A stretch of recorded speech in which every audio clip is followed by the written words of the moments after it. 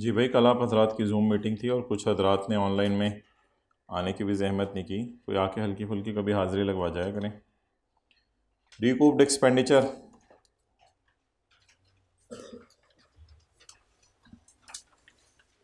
हजरात का first day है, ये कोशिश करें बातें आसान सी हैं, समझ आ जाएंगी। कल से तो वैसे ही हमने नया चैप्टर शुरू करना है। रिकूप्ड एक्सपेंडिचर का मतलब क्या है कि एक्सपेंडिचर रिकवर हो गया। क्या हो गया? एक्सपेंडिचर रिकवर हो गया। ये है 2010, ये है 2011। 2010 के अंदर कॉलेज वालों ने रिपेयर करवाई। 2010 के अंदर कॉलेज वालों ने रिपेयर करवाई। Repair expense debit, cash credit. और अगले साल 2011 के अंदर वो पैसे टैक्स वालों की नज़र में जो रिपेयर हुई थी 20 रुपए की, वो पैसे रिपेयर करने वाला जो है वापस दे गया। तो अब क्या एंट्री होगी? कैश डेबिट एक्सपेंस कम कर दें। कैश डेबिट करके एक्सपेंस कम कर दें या स्लैश इनकम बढ़ा दें, इट्स अप टू यू। दोनों का एक ही मतलब है। खर्चे कम होना भी खुशी है और इनकम बुक होना भी खुशी है। बैठो भाई, इतनी लेट आए हो, बैठो बैठो। ओके, तो इसे क्या कहते हैं? रीकूप एक्सपेंडिचर, यानी खर्चा हुआ था और बाद में क्या हो गया? Recoup, recover. पढ़ें पहले। In case of a subsequent recoupment of any expenditure, अगर कोई एक्सपेंडिचर बाद में क्या हो जाए? रीकूप या रिकवर, इन कैश और इन काइंड, चाहे पैसे आ जाएं चाहे पैसों की बजाय कोई और चीज़ आ जाए। मिसाल के तौर पे रिपेयर जिसने एसी करके दिया, उसने कहा मोहतरम मैंने आपसे 20 रुपये ले लिए थे, ये तो बहुत ज़्यादा थे, इसके 17 रुपये बनते हैं, 3 रुपये वापस ले लें क्योंकि 2 बच्चे लेट भी आए हैं।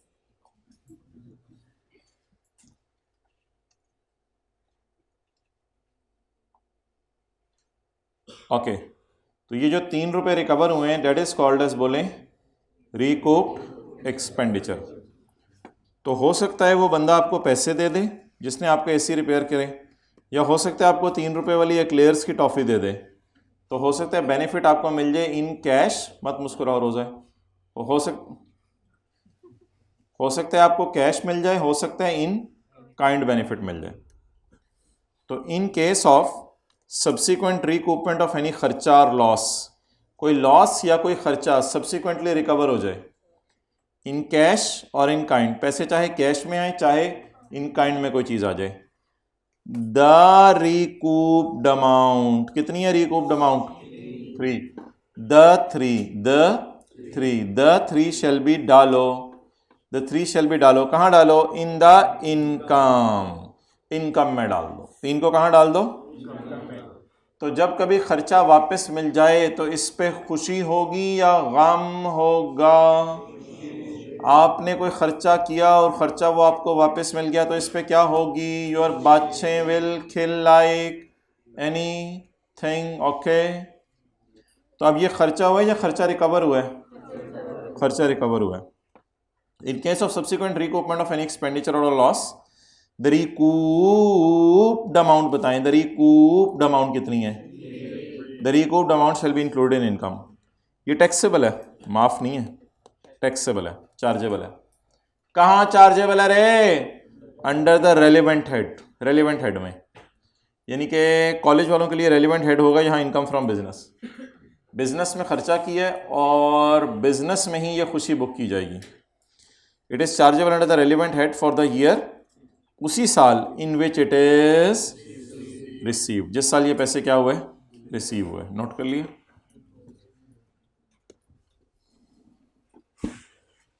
करें note.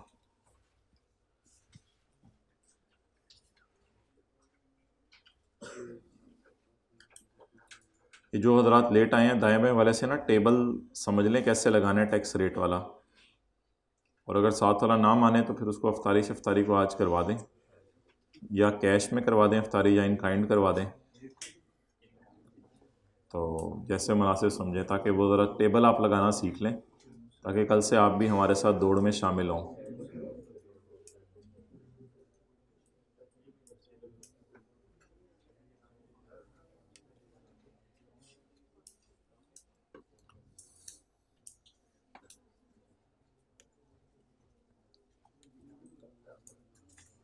In case of subsequent recovery of any expenditure और अ लॉस, वो पैसे चाहे कैश में आए या काइंड में आए, the recovered amount shall be included in the income. जो अमाउंट रिकवर हुई है वो इनकम में डाल दी जाएगी। अंडर द रेलिवेंट हेड में फॉर द ईयर, उसी साल इन विच दिस अमाउंट इज, जिस साल वो अमाउंट रिसीव हुई उस साल इनकम में डाल दी जाएगी। डन। चलें,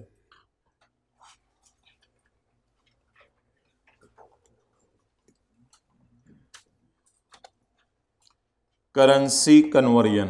करेंसी, कल छोटी ईद वाले कपड़े पहन के आने हैं। अगर आप डन करते हैं तो मैं भी फिर डन करता हूँ। कल नया चैप्टर शुरू हो रहा है। डन करें तो फिर मैं भी करता हूँ डन। ओके डन, छोटी ईद वाले। ओके भाई, शॉपिंग वॉपिंग रमज़ान से पहले कर दिया करें, रमज़ान में बाज़ारों में ना जाया करें, बाज़ार तो नापसंदीदा जगह हैं। तो करेंसी कन्वर्जन, आगे क्या लिखा है जी? Currency conversion. Every amount taken into account, taken into account का मतलब है रिकॉर्डेड।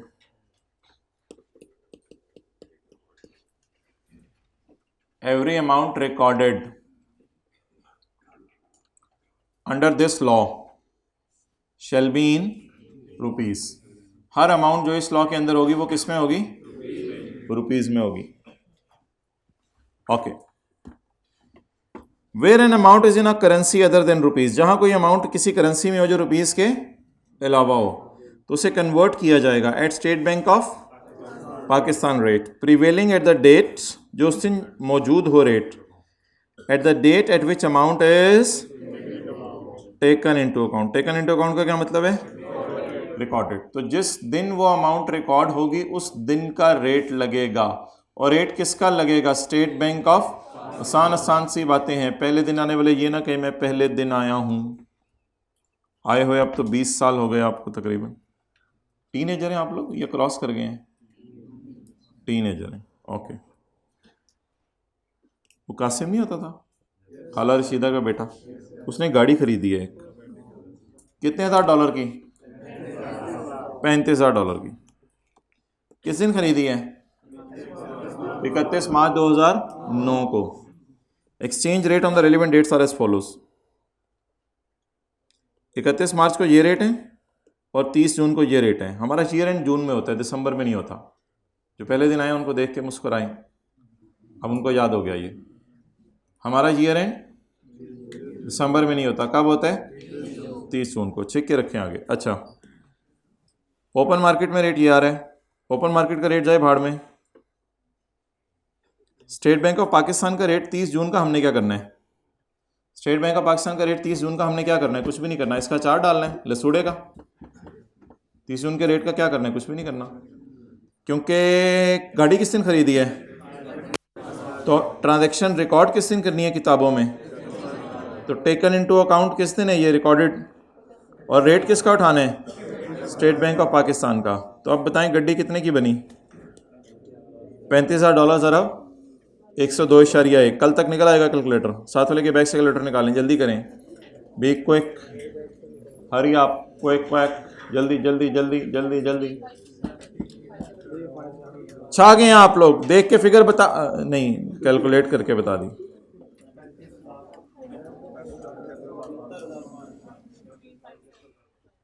तो किस दिन का एक्सचेंज रेट लेने हैं? 31 मार्च का। कर लो गलते फड़ लो कान, हद होगी। 31 मार्च का रेट जिस दिन अमाउंट क्या हो? रिकॉर्ड हो। डन भाई, सर के लिए चेयर लाना, जल्दी करो, मैं देख रहा हूँ आप लाते हो।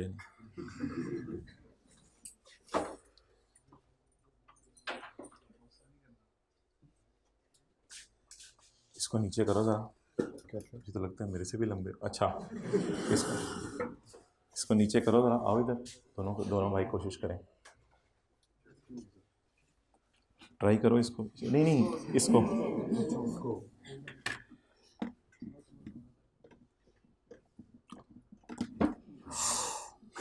छोड़ो, पीछे से क्या कर रहे हो? मुझे गड़बड़ हो गई यार। ये और ठहर जाते हैं, कर दो, फिर देखी जाएगी। नहीं नहीं आने देना मैंने नीचे, जल्दी कर।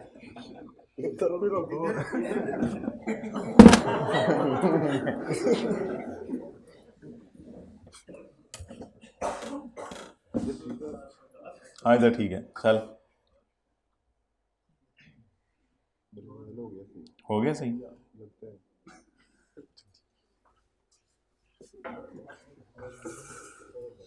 ओके चा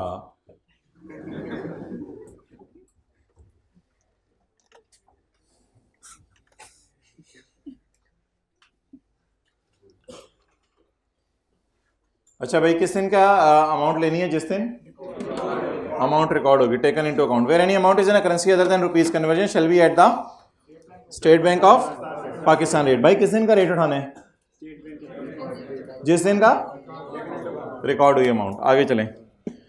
cessation of source of income, source of income का क्या हो जाना? बंद हो जाना। भाई इधर आओ, ये मुझे नजर नहीं आ रहा, इधर आओ आप, परा परा हो जाओ।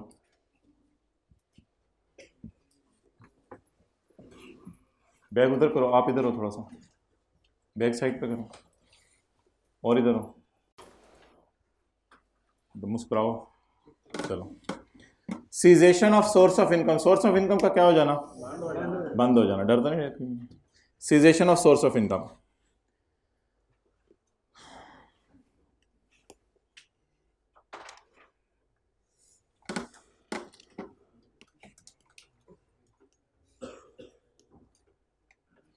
क्या तारीख है आज? मैं बता देता हूँ, 27 मार्च। 27 मार्च 2023। 27 मार्च 2023 को हमारा शेयर एंड अगला कौन सा आ रहा है? 30 जून 24। चपेट मारूं 30 जून 24। इतनी लंबी छलांग मारने को कौन कह रहे हैं दीवानों? अप्रैल आएगा, मई आएगा, जून आएगा। जो पहले दिन आए हैं उनके सामने भी बिस्ती करा लिया अपनी। इतना तो पहले दिन वालों को पता है, इसके बाद 30 जून 23 आने। शर्मिंदा कराया करें हमेशा। आइंदा नहीं बताना किस कॉलेज में पढ़े हैं। अच्छा तो 27 मार्च 23 को आज दिन है। अब कौन सा 30 जून आने? 30 जून 23। पहले आने वाले दिन वाले करें सही है, हम पहले दिन आए हैं, वरना इनके साथ ही होते हैं। अच्छा, अब जी एक बंदे की दुकान हो गई बंद। आप गए बशीर दारुल माही पे और आपने कहा बशीर साहब जरा चंगी जी मच्छी लाओ। तो बशीर साहब ने कहा भाईजान ये कारोबार बंद हो गया है, आप जाएं और आपको यहाँ से कुछ भी नहीं मिलेगा। आप जब ये कारोबार, आप अपनी क्लास लगा लो। कौन था? सीरियस क्यों जाते हैं इतने? आगे चले, हाथ दो, ये सीरियस बच्चे हैं। अच्छा जी, 30 जून 24 अगला साल, अगले साल आप गए और आपने जाके कहा बशीर साहब मादरत यार, कान इधर करें। बशीर साहब ने कर दिया। यहां पे आपने जाके बशीर साहब को कहा कि भाईजान हम 2018 के अंदर मच्छियां खाने आए थे और हाथ साफ करने के बहाने हम निकल गए थे, तो आपके हमने पैसे मारे हुए हैं, तो हम आपके लिए वो पैसे लेके आए हैं। बशीर साहब की बच्चे विल खेल लाइक एनीथिंग, बशीर साहब विल बी हैप्पी। अब बशीर साहब को रिकवरी हुई। किस बिजनेस से रिकवरी हुई? जो बिजनेस क्या हो चुका था।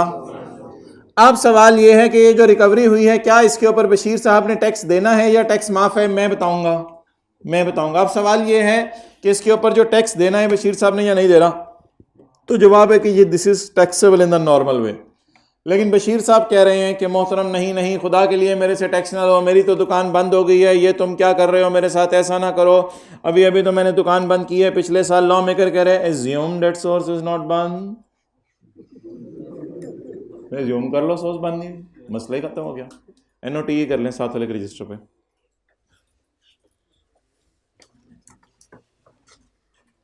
इतना मत खाया करें सहरी में कि पूरा दिन खुद परेशान रहें, प्रिकॉशनरी मैयर में। और अफ्तारी ज़िंदगी की आखिरी अफ्तारी समझ के मत किया करें। क्योंकि फिर कभी बबलू इधर गिर रहा होता है तरावियों में, कभी बबलू उधर गिर रहा होता है। खुदा के लिए कम खाएंगे, अच्छा पढ़ेंगे और इफेक्टिव पढ़ेंगे, हल्के फुल्के रहा करें।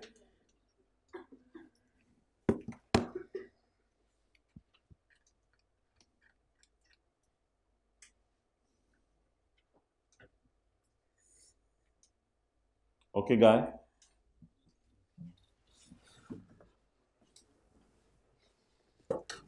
नोट कर, नोट कर। ये क्या बंदे हैं यार, मैं करीब बैठ के नोट नहीं कर रहा।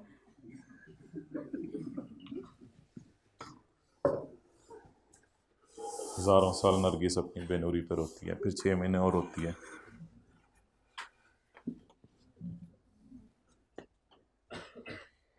अच्छा यार, वो ना इनको प्रिंसिपल साहब को बता दो सैटरडे को ना टेस्ट है, तो टेस्ट रूम के बाहर भी कुर्सियां लगवा दें, क्योंकि 200 बच्चा उस क्लास से वो कह रहे हैं हम आएंगे, 100-150 इन्होंने आ जाना है, तो वो फिर मसला पड़ जाना है। ऑनलाइन वाले भी टेस्ट देने आ सकते हैं दोपहर के बाद, तो फिर मोटरसाइकिलों वाली जगह पे भी ना कुछ कुर्सियां लगवा देंगे।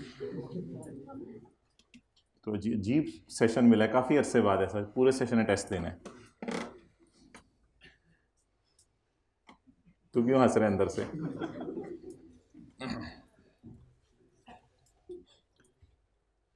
बॉल पॉइंट निकालो मुंह से, निकालो। हाँ बस,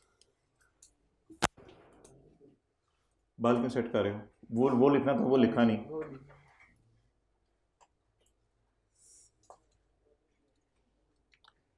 if a taxable source of income ceases to, अगर एक टैक्सेबल सोर्स ऑफ इनकम क्या हो जाए, बंद हो जाए, then any subsequent benefit derived from it, then any subsequent benefit derived from it shall be taxable in normal way, shall be taxable कैसे? In normal way, assuming the source is not burned, assuming that source is not burned। assume करो source बंद नहीं थी जिस वक्त आपने income कमाई, assume करो, कर लिया। तो if a taxable source of income, highlight किया हुआ पढ़े, बूता ऊपर रखें, हाईलाइट किया हुआ तो ऊपर है ना। इफ अ टैक्सेबल भाई का बूता घर मैंने चेहरा शरीफ कहना है, लेकिन आप अगर मेरे साथ साथ चलो तो if a taxable source of income ceases to exist, then any subsequent, मैं घर से याद करके आया हूं, then any subsequent benefit derived from it shall be taxable in the normal way, assuming the source is not burned at the time the income was derived। जिस वक्त income derive की गई उस वक्त एज्यूम किया जाएगा ये सोर्स बंद नहीं थी। ओके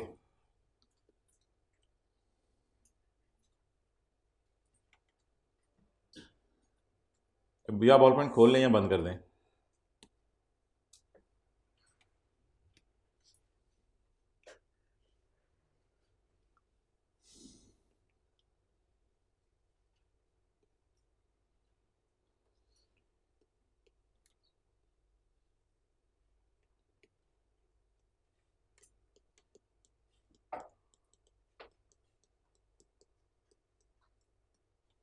लिखें, before the commencement of year of receipt of money, before the commencement of year of receipt of money,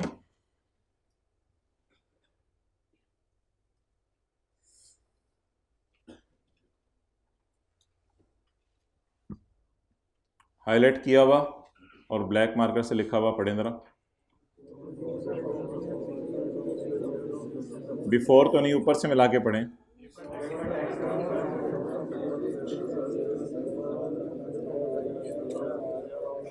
source of income ceases to exist before the commencement of year of receipt of money। देखिएगा, source of income ceases to exist before the commencement of year of receipt of money। source of income ceases to before source of income ceases to exist before the commencement of the year of receipt of money. तो ये ज़रा फिक्र है, इसको याद कर लें। Class के बाद बच्चे बंदे लेके आते हैं और कहते हैं ये ज़रा समझा दें दोबारा,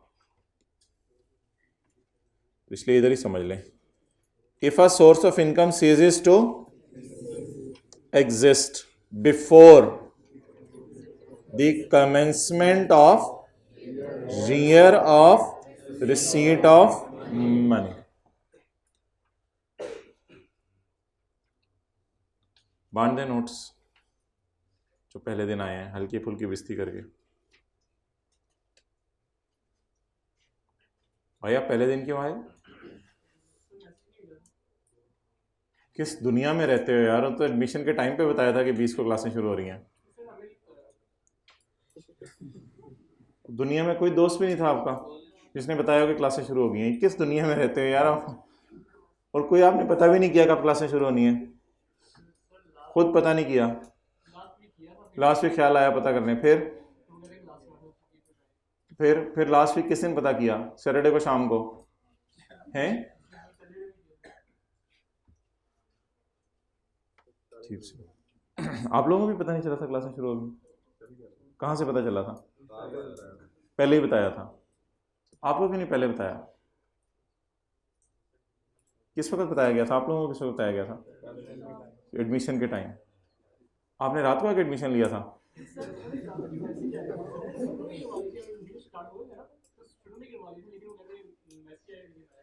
तो फेसबुक पे भी नहीं देखा आपने?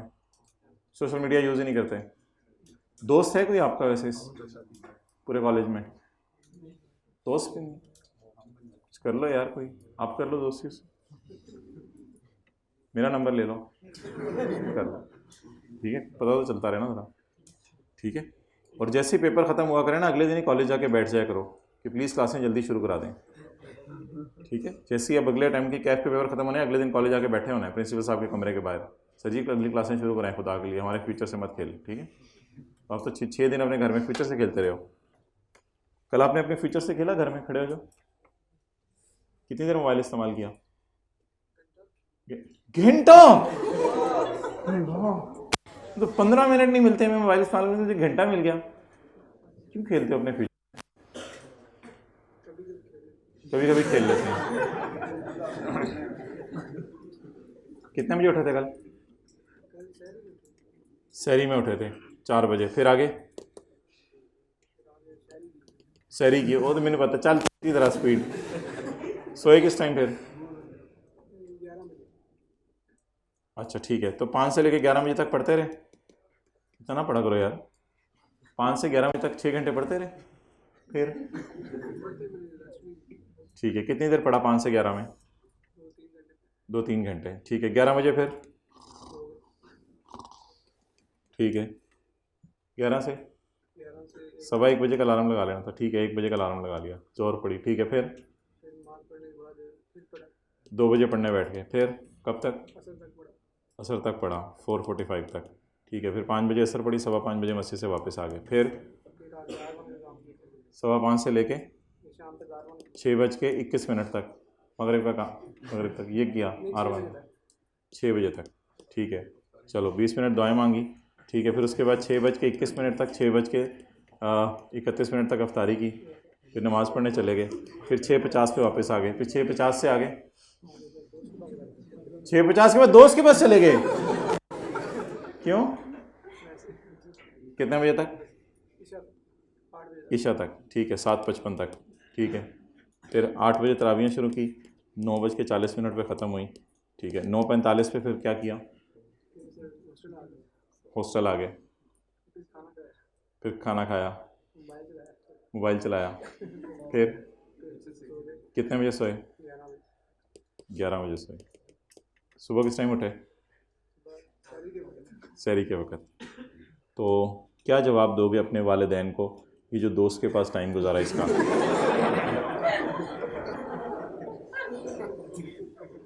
और ये 9:45 से 11 का, अगर अम्मी अबू सामने होते तो भी यही करते हैं? खुदा के लिए अपने फ्यूचर से ना खेलें। कितने लोगों ने कल इस तरह तैयार किया था चैप्टर 4 जैसे कल IQ का पेपर है, लंबी छोड़ रहे हैं वैसे, सही बताओ, एक्सेलेंट। चलें जी आगे चलें, बैठ जाओ। If a taxable source of income ceases to exist before the commencement of year of receipt of money, before the commencement of year of receipt of money. ये 7 पेपर में ऐड नहीं करना, लेकिन अपने समझने के लिए आपने लिख लेना है। और दूसरी क्या हो सकती है ऑप्शन, ड्यूरिंग द ईयर, यानी मिसाल के तौर पर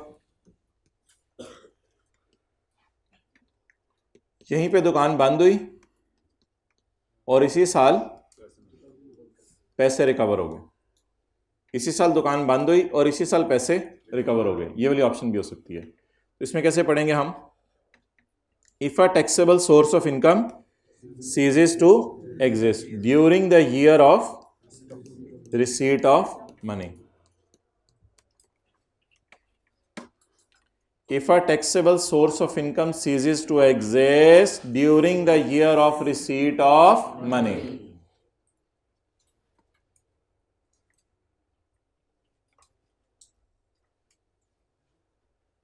क्या मतलब, if a taxable source of income ceases to during the year of receipt of, if a taxable source of, oh utte veko paijan, if a taxable source of income ceases to during the year of receipt of money, then it will be taxable in the normal way, assuming that source is not banned.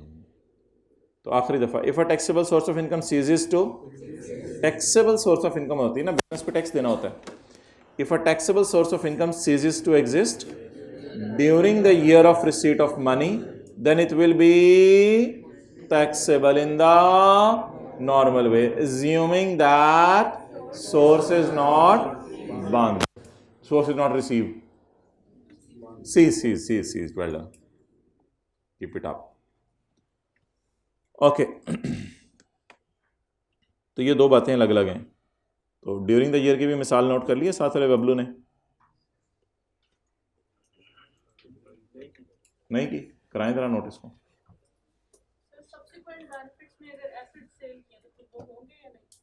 Subsequent benefits में वो तो उसी वक्त आ जाएगा ना, जिस वक्त asset cell करेंगे तो उसी वक्त बेनिफिट आ जाएगा। तो ये तो बिजनेस बंद करने का पार्ट होगा वो सारा।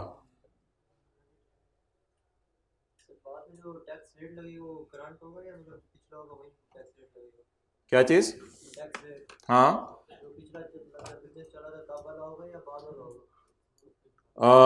जिस साल पैसे आएंगे उस दिन वाला रेट होगा।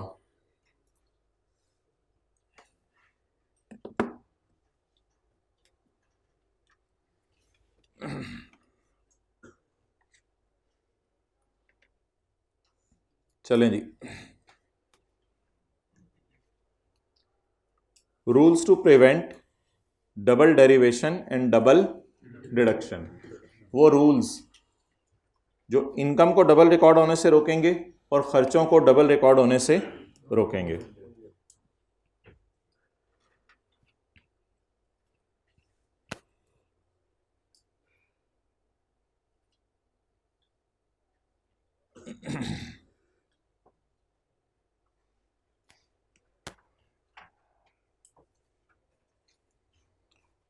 जी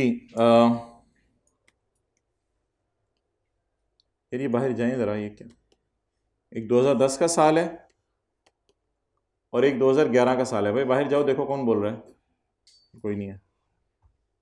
2010 के साल में आपने चीज़ें बेची उधार पर, क्या एंट्री करेंगे, डेटर डेबिट, डेटर से पैसे लेने हैं, डेटर कहते हैं रिसीवेबल को, हो गया डेटर डेबिट सेल क्रेडिट। 2010 के अंदर आपने चीज़ें बेची, 2011 में ये बंदा पैसे लेके आ गया, कैश डेबिट और सेल क्रेडिट। डबल रिकॉर्ड नहीं करेंगे सेल को, डबल नहीं कमाएंगे, डबल डिराइव नहीं करेंगे सेल को, बोलें डबल डिराइव करेंगे या डबल डिराइव करने को प्रिवेंट करेंगे, तो फिर कैसे प्रिवेंट करेंगे? सेल को काट दें, सेल की जगह क्या क्रेडिट करें? डेटर क्रेडिट करें। नोट कर लें, it is a rule to prevent double derivation. Double income को रिकॉर्ड करना होता है या single? Single.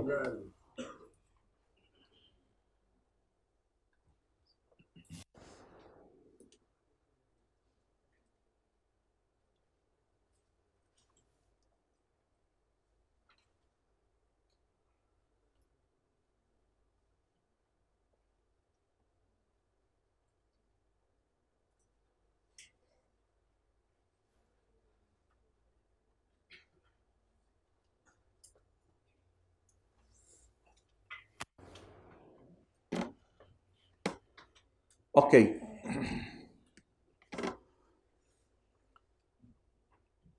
If any income is taxed on receivable base, it shall not become taxable again on receipt base. If any income is taxable on, अपनी तरफ खींचो ना, मेरा जोर लगवा रहे हो, अब छोड़ दो ना।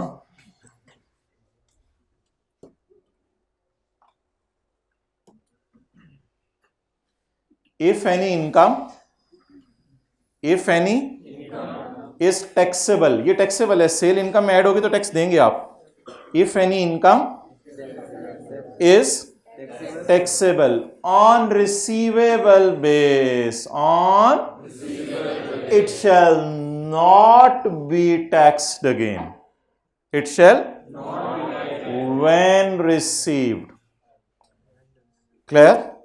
तो कौन बोलेगा ये सारा?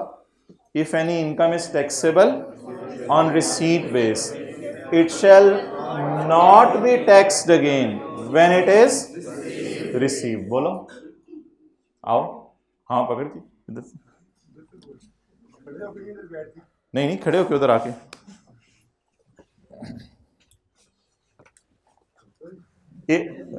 सेल पे रखना मुझे। इफ एनी इनकम, जिस तरह मैंने किया, किसी का समझ आइए क्या किया? तो उठो तो चल जाओ। इफ एनी इनकम, और ना उधर से नहीं मिलाना, ये दीवाना हो गया है। कंट्रोल सेट दबाओ उधर से।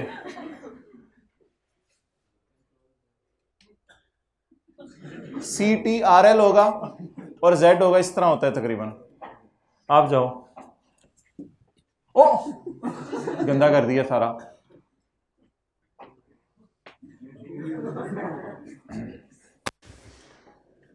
If any income is taxable, ना पकड़ा गया, कंट्रोल Z दबा। इस टैक्सेबल पे यही था डंडा। If any income, ऊंची बोल, If any income is taxable, इधर ही घुमाता रहे ऐसे ऐसे। If any income is taxable on receivable base, it shall not be taxable। पहुंची हुई सरकार, चल उठ, तू बड़ा असर है, उठ जल्दी निकल। कंट्रोल Z दबा,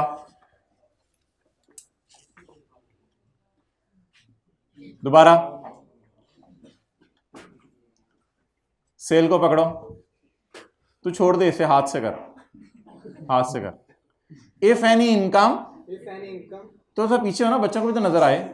if any income is taxable, नीचे देखो बस, इज टैक्स, थोड़ा सा पीछे हो ना, बच्चों को भी नजर आए। Is taxable on receivable base, on receivable base, it shall not be taxed। चपेट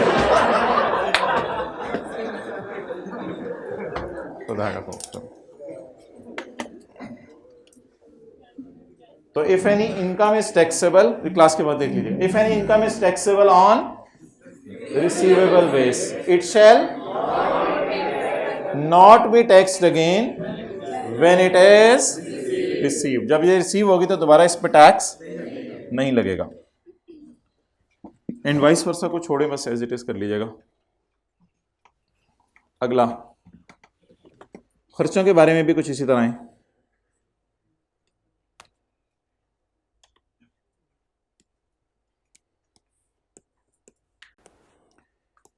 ये 2010 से ये 2000, नाराज तो नहीं होगी?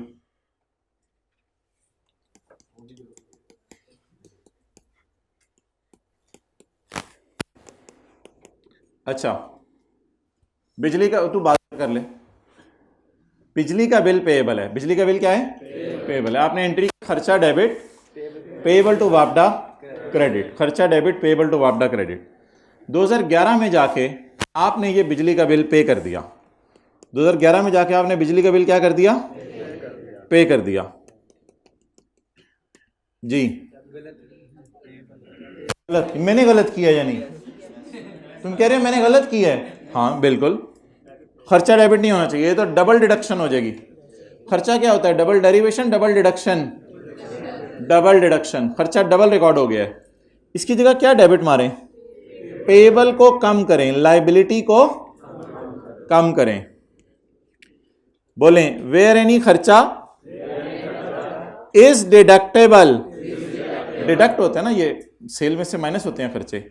इफ एनी खर्चा is deductible on payable base, it will not be deducted again. Try करें, it will not be deducted when it is paid. Okay, try again. When any खर्चा is deductible on payable base, it shall not be deducted again when it is paid. वरना तो double minus हो जाएगा ना। You are set करिंग the ball after every 5 minutes. If any खर्चा is deductible on payable basis, the same shall not be deducted. इसको दोबारा minus ना करो, हमें डीओजी तो नहीं बाइट किया कि हम दोबारा माइनस करें इसको। It shall not be deducted again when it is paid and vice versa, बस ऐसे कर लीजिएगा, एनओटी कर लें।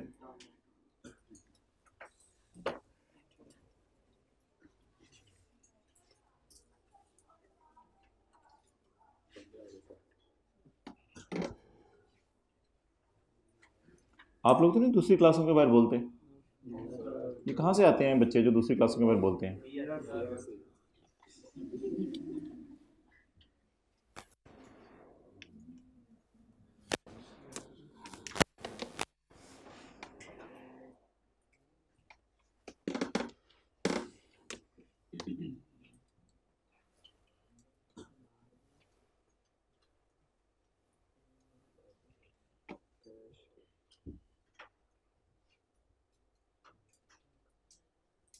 ना ना ना ना निकले ना देना इसको, ना ना, चलो चलो चले जाओ, ना ना ना रोक लो, जल्दी आना भाई, जल्दी आना।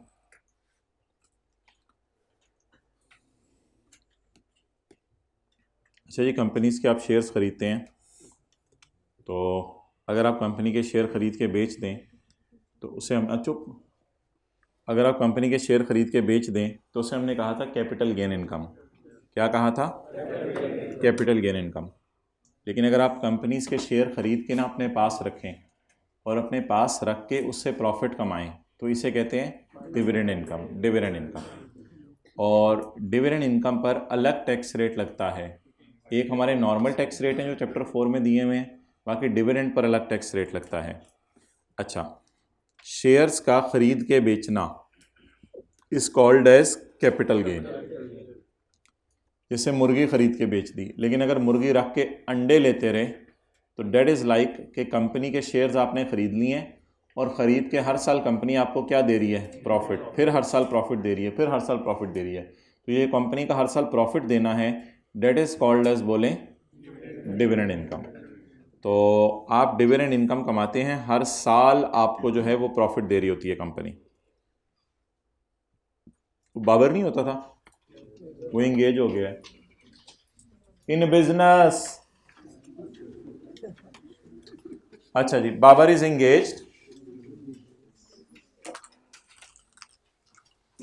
2 काले निकालो आंखें बंद करके। Babar is engage in the business of selling auto parts, following is the detail shared by him. इसका कोई कारोबार है ऑटो पार्ट्स का जिससे इसने 12 लाख रुपया कमाया। अच्छा, ये 12 लाख रुपया हो गया इसकी इनकम फ्रॉम बिजनेस। इसके अलावा इसने डिविडेंड इनकम कमाया है, यानी किसी कंपनी के शेयर खरीदे हुए हैं और इसके पास ही पड़े हुए हैं और कंपनी ने प्रॉफिट कमाया है, जिस प्रॉफिट के ऊपर कंपनी ने इसको जो है वो दिया है डिविडेंड। तो कंपनी अपने प्रॉफिट बांटती है, इसे डिविडेंड कहते हैं। और इसने ज़कात पे की अंडर ज़कात एंड उशर ऑर्डिनेंस। तो अब इसका न्यूमेरिकल हम सॉल्व करने लगे हैं।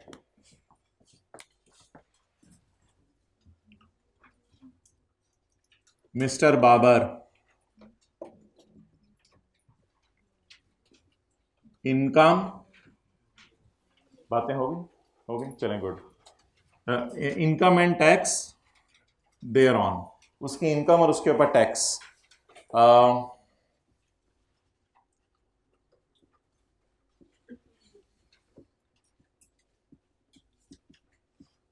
इनकम फ्रॉम बिजनेस कितनी है जी?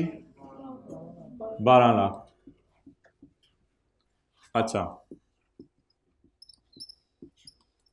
इनकम फ्रॉम सैलरी जीरो है, जीरो है।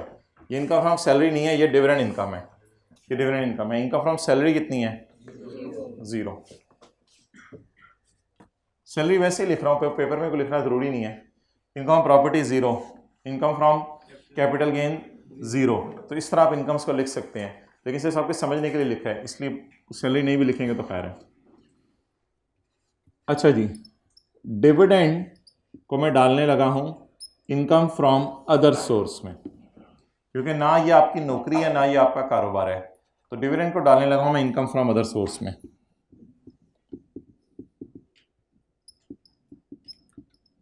डिविडेंड इनकम, ये आपकी फाइनल टैक्स रिजीम है।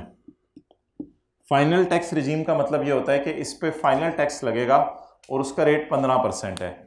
बाकी इनकम्स के ऊपर, जिन हजरात का आज पहला दिन है, बाकी इनकम्स के ऊपर एक प्रॉपर टेबल लगते हैं जो लॉ में दिए हुए हैं, वो आज हम देखेंगे। तो बाकी इनकम्स पे प्रॉपर टेबल लगते हैं आपकी सारी, और ये जो डिविडेंड इनकम है इस पर कोई अलग टेबल नहीं लगता, बल्कि इसके लिए एक ही रेट है, and that is flat and fix rate, that is 15%। यानी डिविडेंड आपने कमाया तो उस पर आपने 15% गवर्नमेंट को टैक्स जमा करवाना है।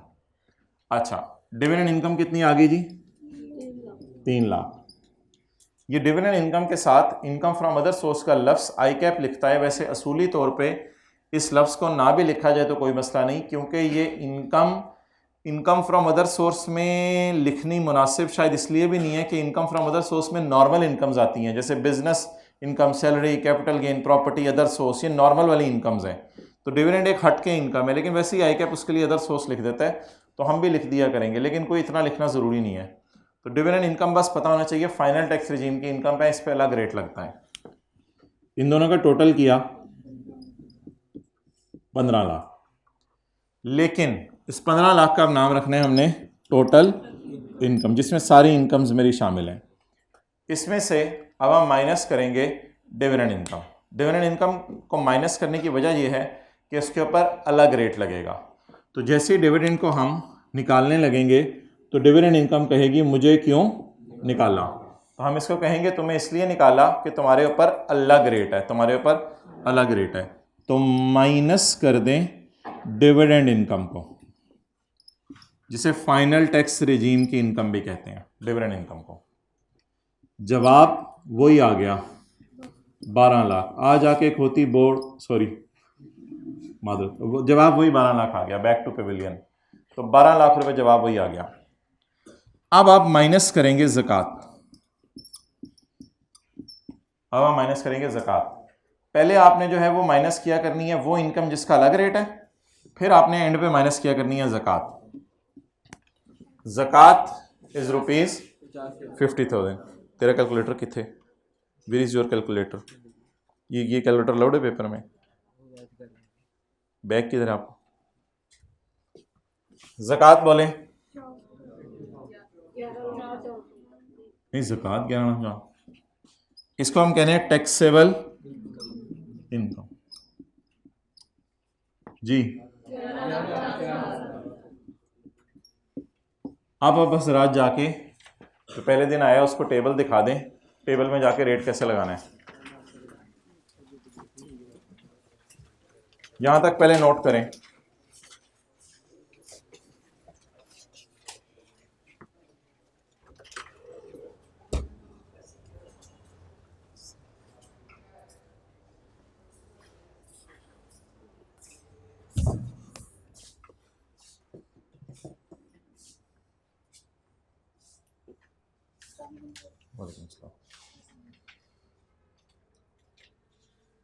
कोई सवाल? चैप्टर 4 याद है सारा? कोई नहीं बोल रहा।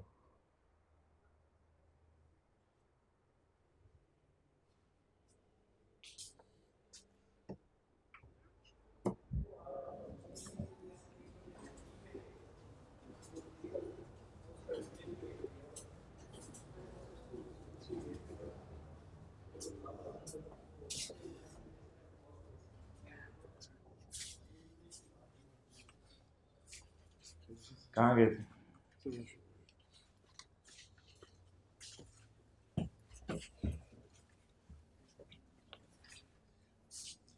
ओ पुत्र टैक्स कट बाहर।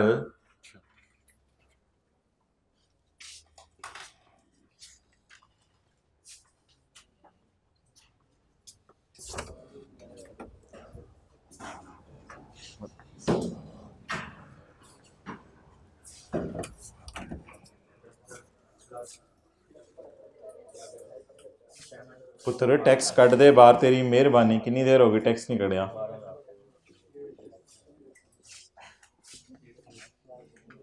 भाईजान आपने कैलकुलेशन को भी यहाँ घुसाया हुआ है। कैलकुलेशन अंदर करें, फिगर फिर इसके आगे लिखें।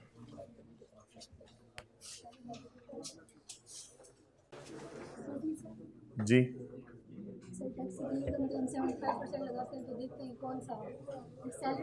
हाँ लाल देना, लाल लाल लाल।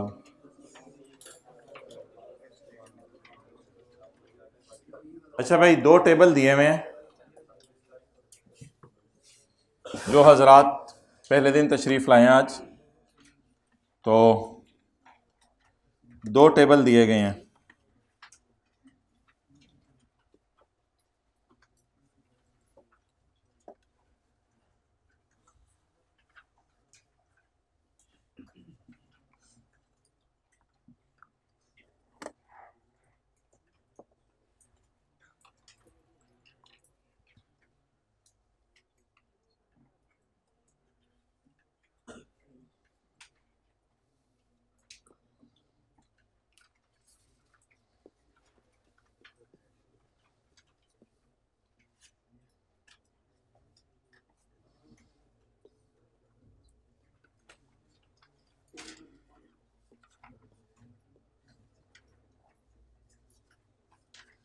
एक ये टेबल है पहले सफ़े पे, एक टेबल है दूसरे सफ़े पे। अब इन दोनों में से कौन सा टेबल लगाना होता है ये अपने साथ वाले से ज़रा सीखना है आज। इसका तरीका ये होता है कि जो आपकी टैक्सेबल इनकम आखिर में आ गई है, कैलकुलेटर पकड़ें ज़रा, इस पे लगाएं 75%, इस पे 75% लगाएं और जवाब बताएं क्या आ रहा है जी। 862500। इसको आप कंपेयर करते हैं, वो जो बंदा तनख्वाह कमा रहा है, कहीं काम करके तनख्वाह कमा रहा है, तो सैलरी से कंपेयर करना है। और अब बताएंगे सैलरी इधर 0 रुपीज़ है और उधर 862500, तो क्या मैं कह सकता हूँ सैलरी इस फिगर से कम है? तो सैलरी कम तो टेबल 1, तो सैलरी कम तो टेबल 1, टेबल 1 लगना है, टेबल 1 लगना है। और अगर सैलरी ज़्यादा हो जाए तो टेबल 2। बस ये आपने किसी तरह साथ वाले से ना आज समझ लेने जाने से पहले, ताकि कल हम जो नया चैप्टर शुरू करें तब उसमें अगर सिर्फ टैक्स कैलकुलेट करना पड़े तो वहां आपको मसला ना आए। अच्छा जी, अब हम इसका टैक्स कैलकुलेट करते हैं। ये जो टेबल 1 और 2 जिन इनकम्स के ऊपर लगते हैं उन्हें कहते हैं नॉर्मल टैक्स इनकम्स, यानी सादा इनकम्स, सादा इनकम्स, सादा तरीके से टैक्स कैलकुलेट करेंगे। अब ये कैलकुलेशन आपने एग्जामिनर को शो नहीं करनी, ये जो रेड मार्कर से मैंने की है, तो हर शो पेपर में करना जरूरी नहीं, ये शो आपने पेपर में नहीं करना। तो सब आपने सोच लिया कि टैक्स कैलकुलेट करते हुए मेरा कौन सा टेबल लगेगा? Table 1, table 1। अब टेबल 1 में जाके आपने फिगर ढूंढनी है 1150000। अब जिन हजरात का पहला दिन है वो जरा देखें 1150000 मुझे बताएं किस सीरियल नंबर में नजर आ रहा है? 1150000 सीरियल नंबर 3 में। एक्सीलेंट। ये 8 लाख से ज्यादा फिगर है और 12 लाख से कम है। 11,50,000, 1.1 मिलियन। 1.1 मिलियन, तो 12 लाख से कम है, 8 लाख से ज्यादा है। अब इस पे टैक्स कैसे देने हैं ये भी देख लें। 10,000 तो आपने देना ही देना है, 10,000 तो टैक्स आपने देना ही देना है, जमा किसी फिगर का आपने कैलकुलेट करना है 12.5%, 12.5%। किसी फिगर का आपने कैलकुलेट करना है 12.5%। वो कौन सी फिगर है वो जरा आप गौर से समझनी है। 12.5% of amount exceeding 8 lakh. 8 lakh रुपए अब आपने इधर देखना है, अब उधर ही नजर मारनी बस। हमारी जो इनकम सवाल वाली है वो 8 लाख से कितना बढ़ रही है, कैलकुलेटर पकड़ें और हमारी ये वाली इनकम लिखें कैलकुलेटर पे, 1150,000, इसमें से माइनस कर दें वो जो उधर दिया हुआ है 8 लाख, यानी 12.5% आपने लगाना है of amount exceeding 8 lakh. 8 lakh से जो अमाउंट बढ़ रही है उस पर 12.5% लगाना है। तो डेट अमाउंट इज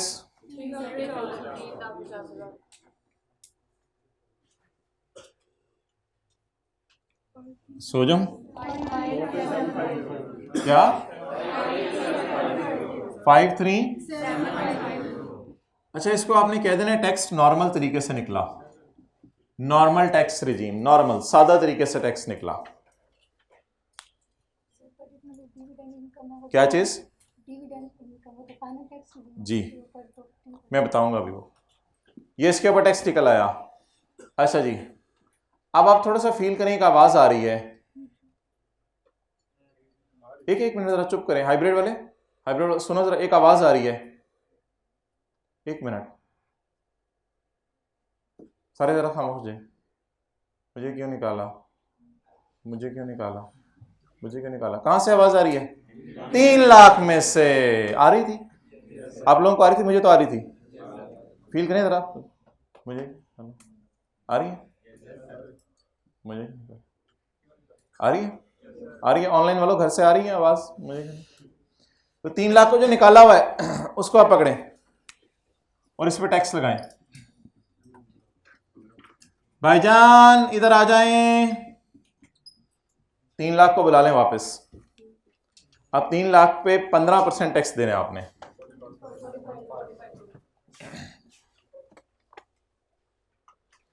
तीन लाख पे 15% टैक्स देने। टैक्स ऑन डिविडेंड पिछले सफे पे, general rate of tax for individuals and AOPs, that is 15%। तो general rate of tax dividend के ऊपर है, डेट इज 15%। तो ये एक फिक्स और फ्लैट रेट है ना, ना 12 होगा, ना 14 होगा, ना 20 होगा, हमेशा 15 रहेगा जी। 45,000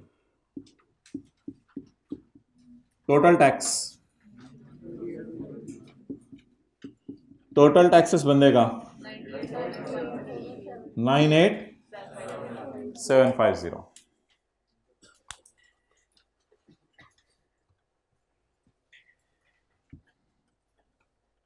अच्छा, एक चीज बतानी थी आपको,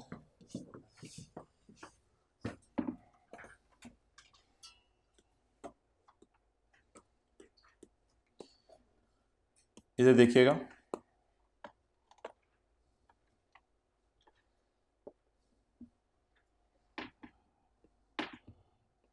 भाई आप नहीं देख रहे,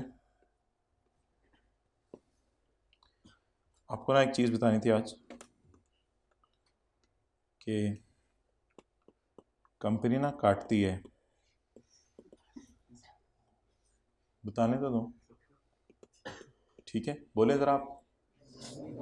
कंपनी काटती है, ट्राई करें दोबारा, कंपनी काटती है, फील करना। डिविडेंड इनकम कितनी है? 3 लाख। असल में होता यह है कि कंपनी ऐलान करती है कि लोग आके डिविडेंड ले जाएं, हम तो 3 लाख लेने जाएंगे, भाई को नोट कर लेने दें, हम तो 3 लाख लेने जाएंगे, लेकिन हो सकता है किसी बंदे ने कम पैसे डाले उसे 1 लाख डिविडेंड मिले। तो जब कंपनी के पास कोई बंदा जाएगा और कंपनी के पास बंदा जाके कहेगा कि कंपनी मैंने आपके अंदर पैसे इन्वेस्ट किए हुए, मैंने अपने घर की जमा पूंजी खर्च निकाल के आपकी कंपनी में डाल दी और पीटीसीएल के आपने शेयर खरीद लिए और पीटीसीएल के शेयर खरीद के आप पीटीसीएल के ओनर बन गए, पीटीसीएल के मालिक बन गए और अब आपके पास पीटीसीएल के शेयर्स हैं। अब जब पीटीसीएल अच्छा प्रॉफिट कमाएगी तो उस प्रॉफिट में से आपको फर्ज करें 1 लाख रुपीस देने का सोचती है, तो जब आप पीटीसीएल से 1 लाख लेने जाएंगे तो आप घर जाते हुए कह के जाएंगे कि मैं क्या लेने जा रहा हूं, डिविडेंड इनकम। मैं क्या लेने जा रहा हूं, डिविडेंड इनकम लेने जा रहा हूं। तो जैसे ही आप 1 लाख रुपया मांगेंगे किससे, तो जैसे ही आप कंपनी से 1 लाख रुपया मांगेंगे, कंपनी कहेगी लेट मी काट। आप कहेंगे क्या, सुबह भी मैं कटवा के आया हूं डीओजी से, अभी आप क्या काटेंगे? तो कंपनी कहेगी आई विल काट टैक्स, आई विल काट। कंपनी टैक्स काटेगी, आप कटवाएंगे, कंपनी टैक्स काटेगी कितना, 15,000, और आप बूथा नीचे करके 85,000 घर लेके जाएंगे। ये आपका टैक्स बारों बार कंपनी किसको जमा करवा देगी, federal board of revenue, government को जाके जमा करवा देगी। तो मोहतरम याद रखिएगा, आज सबको जाके आपने बताना है कंपनी काटती है, क्या काटती है, किसकी इनकम पर, शेयर होल्डर की डिविडेंड इनकम पर। किसकी इनकम पर, क्योंकि जो कंपनी का मालिक होता है उसे क्या कहते हैं, शेयर होल्डर। तो कंपनी डिविडेंड इनकम पे टैक्स काटती है। अब मुझे बताएं क्या ये 45,000 मैंने देना है या ये 3, अगर 1 लाख पे 15,000 बना था तो मैंने तो 3 लाख कमाया, तो 3 लाख पे कितना बनता है, 45,000। क्या ये 45,000 मैं खुद जाके गवर्नमेंट को जमा कराऊं, ये ऑलरेडी कट के पहुंच चुका होगा, पहुंच चुका होगा, तो less tax on dividend already deducted. Dividend का टैक्स माइनस कर दें जो ऑलरेडी क्या हो चुका है, डिडक्ट हो चुका है। कितना, वही 45,000 आप एज इट इज माइनस कर दें, तो आ जाके फिर वही 53750 payable to government.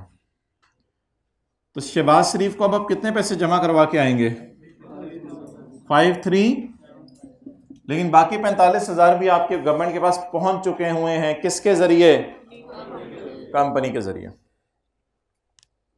Have you noted it down guy, have you deducted the tax कटावा, let me check it out. You're not noting it down. Why is it so? Since long you are facing this issue. I want to take picture of this slide. I want to take picture of it. Okay, take all the pictures and save these and reproduce them in paper. It will work out. Guy note कर ले, तेरी मेहरबानी यार। Okay, sir.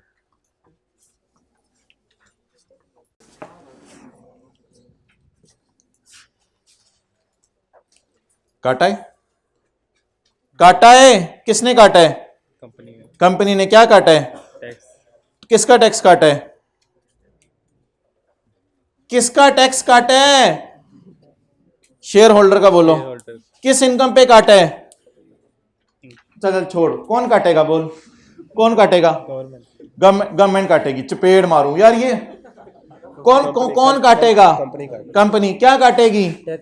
किसका tax काटेगी, Dividend. Dividend income पे। किसकी dividend income पे, Shareholder. Share holder की। आपने सुन रहे थे ये लोग क्या कह रहे थे,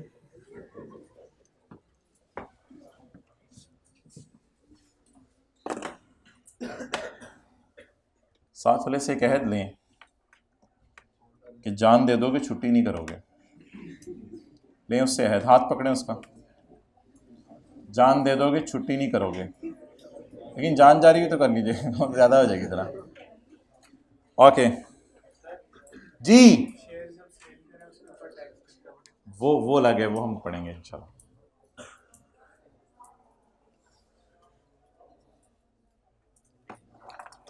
ओके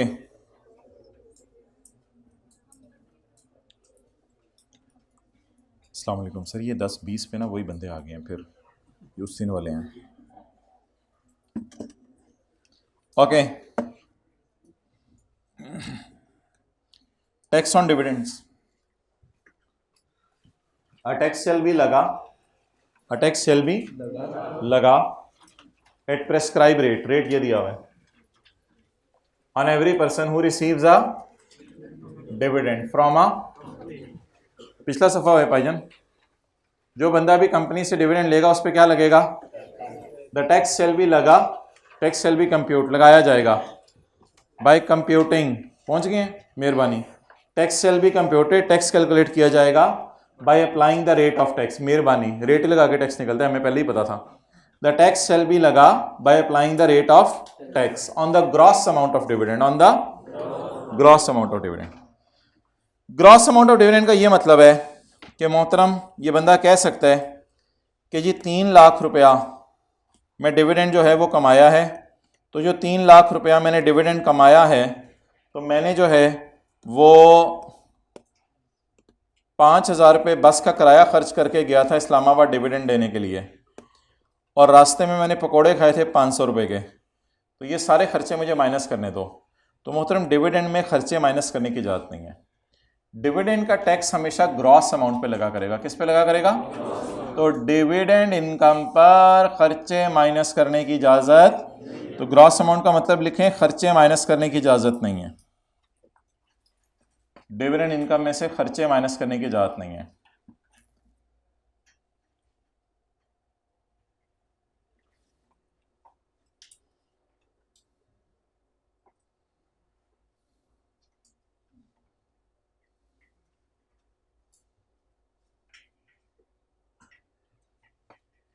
ओके,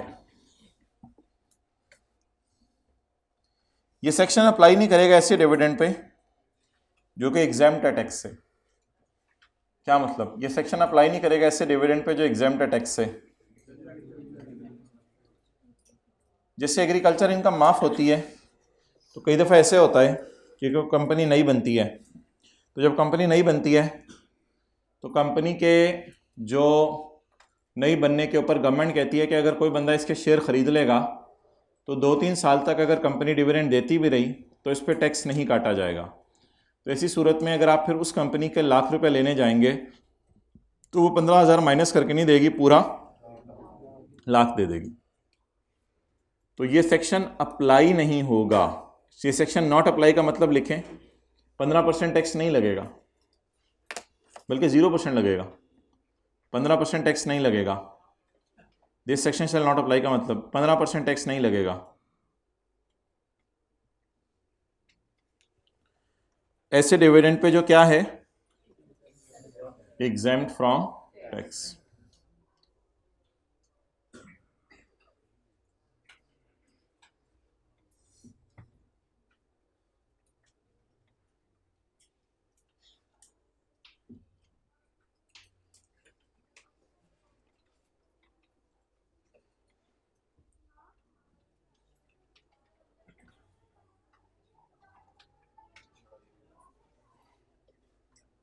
आप जरा उनको जाके ना बस ये कहें कि अंदर सीए कराया जा रहा है।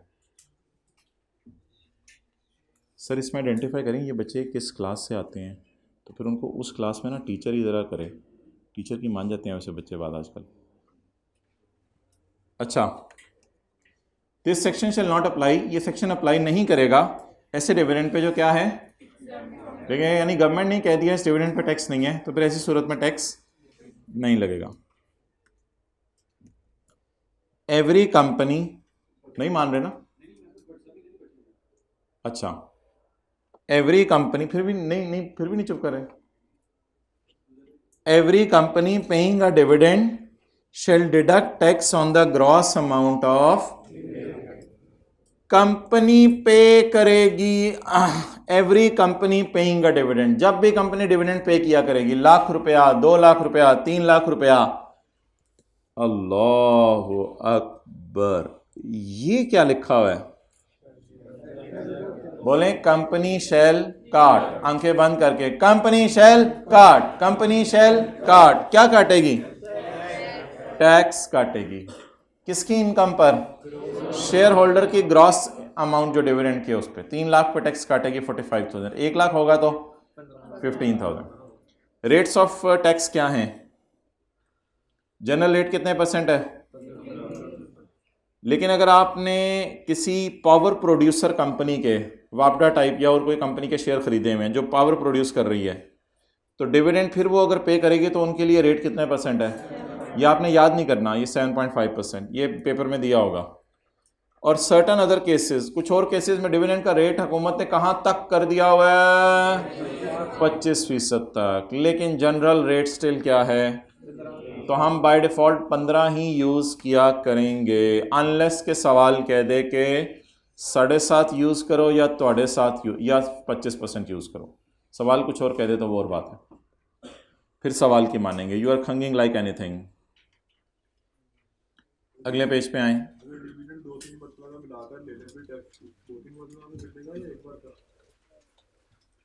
हर बार? अच्छा,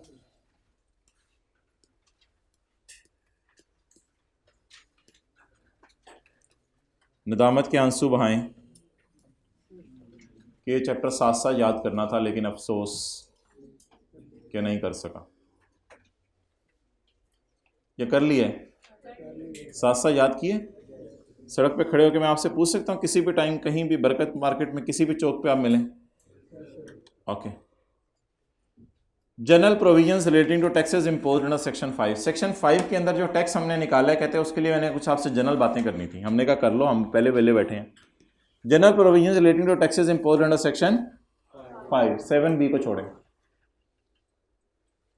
सेक्शन 5 कौन सा है? शर्माया ना करें, बताया करें। सेक्शन 5 कौन सा है? Tax on dividend. The tax imposed under section 5 shall be a final tax. Final rate है 15%, बस। This income जो 3 लाख रुपए है shall not be chargeable under any head of income। ये 3 लाख किसी हेड ऑफ इनकम में नहीं जाएगा। हेड्स ऑफ इनकम हमारे कौन से हैं? सैलरी, नौकरी कर सकते हैं आप, मैं पहले दिन वालों को बता रहा हूं, बिजनेस, कारोबार कर सकते हैं, कैपिटल गेन, शेयर खरीद के बेच सकते हैं, इनकम फ्रॉम प्रॉपर्टी, घर किराए पे दे सकते हैं। इनकम प्रॉपर्टी के चैप्टर कल हमने शुरू करना है। इनकम फ्रॉम अदर सोर्स, कोई और इनके अलावा इनकम कमा सकते हैं। कहते हैं पहली बात है डिविडेंड को आपने किसी हेड में नहीं डालना, डिविडेंड को किसी हेड में नहीं डालना। इसीलिए मैं कह रहा हूं कि मुनासिब है कि आईकैप को भी चाहिए कि डिविडेंड के साथ हेड का नाम लिखना बंद कर दे, इनकम फ्रॉम अदर सोर्स। वो थोड़ा सा कंफ्यूजिंग हो जाता है, तो इसलिए इनकम फ्रॉम अदर सोर्स का नाम आईकैप बरकत के लिए लिख रहे हैं, इसलिए हम भी लिख रहे हैं। वरना असल चीज़ ये है कि ये डिविडेंड इनकम किसी हेड ऑफ इनकम में गिरता नहीं है। पहली बात हो गई, डिविडेंड किसी हेड में नहीं गिरेगा। दूसरी बात, नो खर्चे shall be allowed for any खर्चा। कोई भी आप खर्चा कर दें, डिडक्शन होता है खर्चा, कोई भी आप खर्चा कर दें डिविडेंड में से माइनस करने की इजाजत नहीं है। यानी 3 लाख में से लिखें डिडक्शन माइनस करने की इजाजत नहीं है। इसी सफ़े पे हूं मैं इसी सफ़े पे 3 लाख ढूंढा है मैंने। पता नहीं आप लोग कहां पहुंची हुई सरकार।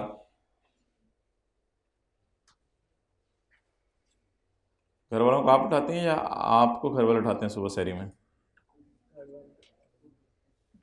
घर वाले खुद उठते हैं।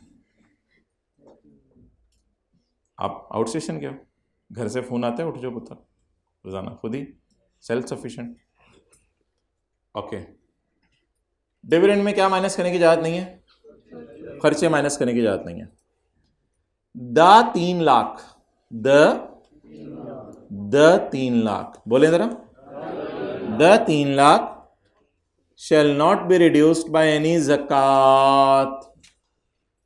मुझे बताएं, ज़कात हमने 3 लाख में से माइनस की है या 12 लाख में से माइनस की है? क्या मैं ऐसा कर सकता था कि 3 लाख में से ज़कात माइनस करके मैं कहता मैंने डिविडेंड कमाया 2.5 lakh? No no no no no no no no, dividend में डिडक्शन भी माइनस करने की इजाज़त नहीं, डिविडेंड में से ज़कात भी माइनस करने की इजाज़त नहीं है। ज़कात तो वहीं माइनस करेंगे जहां बचपन से कर रहे हैं, तो डिविडेंड में ज़कात माइनस करने की इजाज़त नहीं। और अगली बात, set of any loss, dividend से कोई लॉस सेट ऑफ नहीं हो सकता। मिसाल के तौर पर ये 12 लाख रुपया बिजनेस का प्रॉफिट है जो मैं ऑटो पार्ट से कमा रहा हूं, ये मेरा अपना जाती कारोबार है, और एक और इनकम मैं कमा रहा हूं इस साल, डेट इज डिविडेंड, वो इंटायरली डिफरेंट है। क्या ऐसा हो सकता है कि मुझे बिजनेस में लॉस आ जाता है 1 लाख रुपए 12 लाख प्रॉफिट की बजाय? ओ बोलें, क्या ऐसा हो सकता है कि मुझे बिजनेस में 1 लाख रुपया लॉस आ जाता है इंस्टेड ऑफ प्रॉफिट? तो क्या मैं ये 1 लाख रुपया डिविडेंड इनकम में से माइनस करता कि 1 लाख रुपए मुझे बिजनेस के अंदर लॉस आया, डिविडेंड इनकम में से माइनस करो और बाकी मेरी डिविडेंड इनकम 2 लाख रुपए और मैं 2 लाख पे गवर्नमेंट को टैक्स जमा कराऊं? मुझे क्या डीओजी ने भाई ये करने की इजाजत नहीं है। किसमें से क्या करने की इजाजत नहीं है? डिविडेंड में से किसी और हेड का लॉस भी माइनस करने की इजाजत नहीं है। तो 3 लाख साहब बहुत बड़े आकड़ खान हैं। कैसे? जरा फील कीजिएगा, जरा फील कीजिएगा। हाँ, किसी हेड में नहीं जाऊंगा मैं। अच्छा क्या हो गया? हाँ, कोई खर्चे नहीं मेरे से माइनस होंगे। अच्छा है यार, हाँ, ज़कात ना मेरे से माइनस करना। हाँ हाँ हाँ, कोई लॉस नहीं माइनस कर दूंगा। भाई क्या हो गया ना? हाँ। तो ये फील करें। हाँ हाँ feeling more than others because you're sitting near to me. Tomorrow you will sit here, otherwise I will go there. Okay, 3 lakh क्या क्या कहते हैं? 3 लाख घर में बैठ के ना आपने ऐसे मुंह करके हाँ साथ साथ करना है ऐसे। हाँ, ट्राई करें। हाँ, किसी हेड में नहीं जाऊंगा, करें तो सारे। हाँ, किसी हेड में नहीं जाऊंगा। आगे चलें। हाँ, आगे ज्यादा है क्या? आगे बोलना है, ये जरा इज्जत रख लीजिएगा। आगे क्या बोलना है? आगे जरा ट्राई करें आप, जरा सही धुन में। हाँ, कोई ज़कात माइनस करने की इजाजत नहीं। अब साथ वाले को टक्कर मारनी है। हाँ, कोई लॉस माइनस करने की इजाजत। तो भाईजान जब 3 लाख इतना बड़ा आकर खान है तो फिर 3 लाख से पैदा हुआ 45,000 कहते हैं मैं तेरा भी प्यो हूं। 45,000 कहते हैं हाँ, फिर अब्बू ऐसे तो फिर हम भी ऐसे। द टैक्स डिडक्टेड, कितना टैक्स कटाए?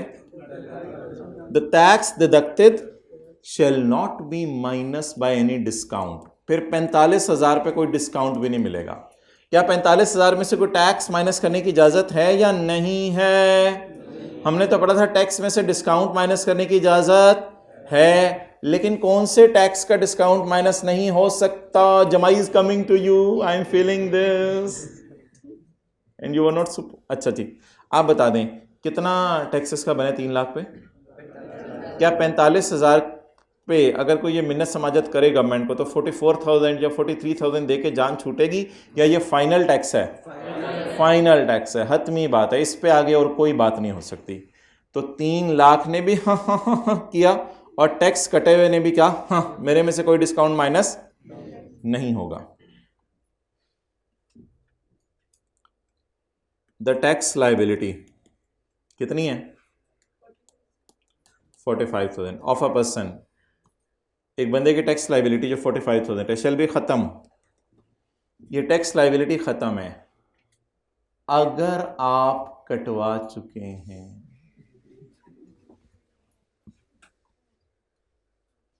अगर कंपनी ने काटा है तो ये लायबिलिटी आप पे। लेकिन क्या ऐसा हो सकता है कंपनी काटना भूल जाए? इंसान है, कंपनी काटना भूल जाए। कंपनी हो सकता है डीओजी ने अपने बच्चों को भेजा, जाओ जाके काट के आओ, बच्चा इधर उधर घूमने लग जाए, भूल जाए। तो बोले ऐसा हो सकता है कंपनी काटना भूल जाए? अगर हो सकता है, अगर कंपनी काटना भूल जाए तो फिर आपको टैक्स जमा कराना पड़ेगा खुद जाके। कितना? 45,000। लेकिन अगर कंपनी ने काटा तो फिर आप खत्म नहीं सॉरी, फिर आपका टैक्स खत्म। समझ? The 45,000 shall be discharge. 45,000 की लाइबिलिटी आपकी खत्म है अगर अगर अगर अगर अगर टैक्स काटा गया, और अगर नहीं काटा गया तो नहीं खत्म। फिर खुद कटवा लें जाके गवर्नमेंट के पास। ठीक है, ये भी चलेगा, बस कटवाना है जरूर। Guy, how are you? I am fine. Okay, please stand up. Please stand up. Define resident company. Well done. Good. बैठ जाएं. अच्छा, ये चीज़ आपने बहुत अच्छी है कि पुराने पेपर जो आप कहते हैं ना साथ साथ करवा दें. ये I really appreciate you people in this regard.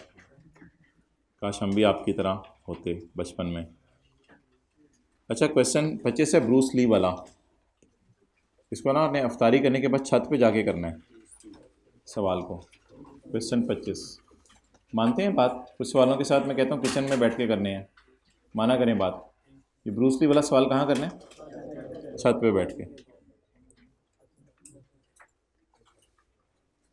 ज़िंदगी को ना एक्टिव और ताज़ा दम रखा करें.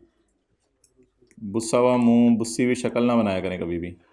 हर वक्त खुशी खुशी ताज़ा दम रहा करें कि अगले का चेहरा आपको देख के खिल जाए. क्वेश्चन 29.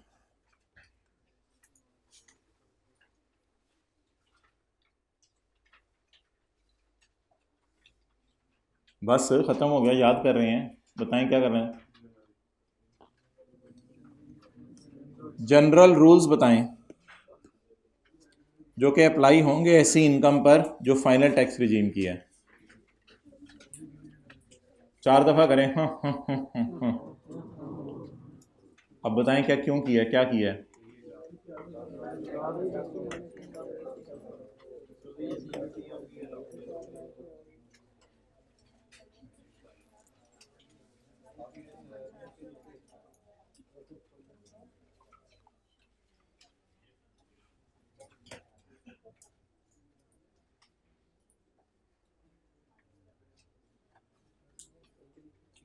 क्या जनरल रूल्स हैं?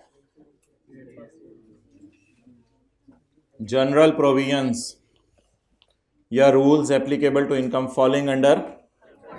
ये किसी हेड में नहीं जाती. इसमें से खर्चे माइनस नहीं होते, इसमें से ज़कात माइनस नहीं होती, इसमें से लॉसेस माइनस नहीं होते और इसमें से डिस्काउंट माइनस. ये इसकी खसूसियात हैं.